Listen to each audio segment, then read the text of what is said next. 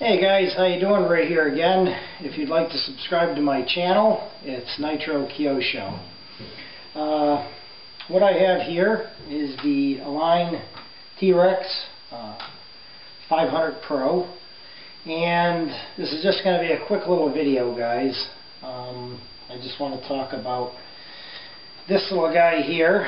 This is the Align Trex 500 series, a vertical stabilizer mount.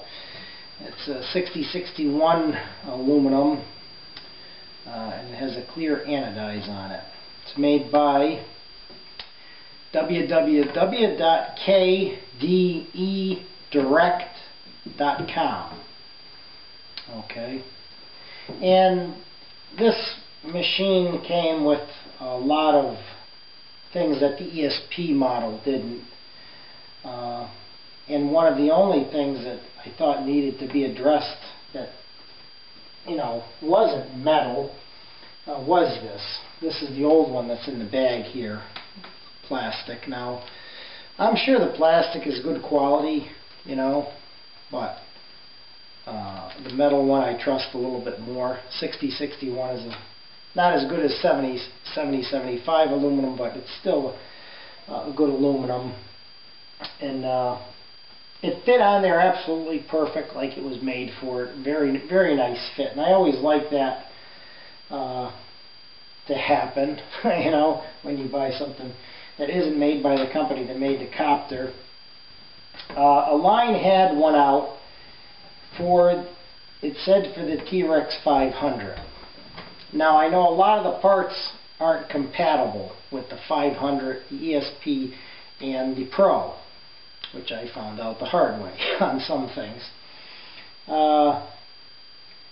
And most of the tail guys, compared to the other one, I mean the pitch slider, the blade, everything, the linkages, everything has been upgraded on this. So like I said, the only thing that I thought that I needed to upgrade on it that didn't come was just this little guy here. So I'll take that off of the tripod in a second and show it to you. But one thing I wanted to just talk about a little bit, I was a little concerned because I get a lot of my subscribers, and from the way they write some of the stuff, write me messages, I think that they're a little on the young side. And I'll get a lot of subscribers that ask me a question like this. They'll say, well, I have an E-flite 120 SR, and can you help me? Every time, it goes to take off, this isn't a 120 SR, this is a MCX2, but they say every time that it goes to take off, it'll go sideways. Well, that's usually just a trim issue, guys. If the swash is, whatever way that swash is, when that thing lifts up, it's going to go that way. So check your trims. That's not what concerns me. The thing that concerns me that they say is, well, if you can help me, okay. But, well, anyways, I'm going to be buying a Trex 500, next week. And I'm thinking, oh my God.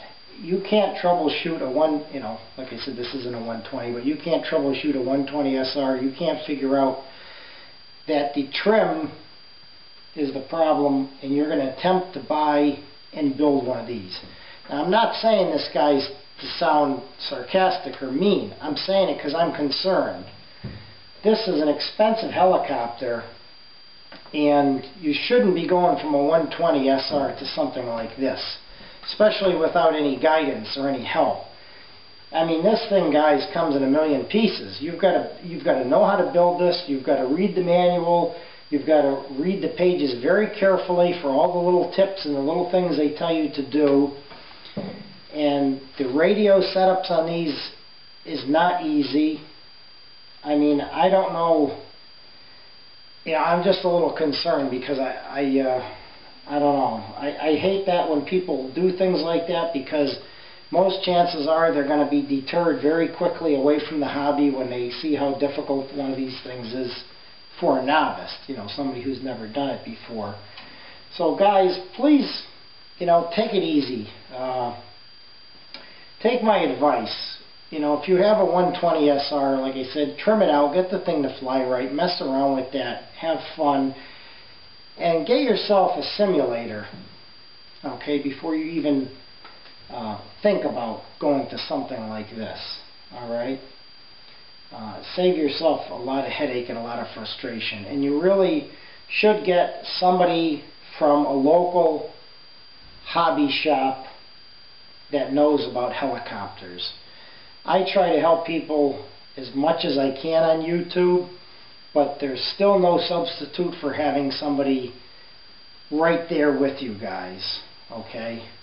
Because there's a million videos on YouTube, there's a million different ways to do things, there's a million different opinions, and that's just the way it is, you know? So if you want to get involved with something like a cyclic pitch helicopter, I would very, very much try to get somebody at a local hobby shop, proven, that knows their stuff, because there's a lot of clowns at hobby shops that say they're so-called experts and they don't know much, and you find out they've been working there for a week or two.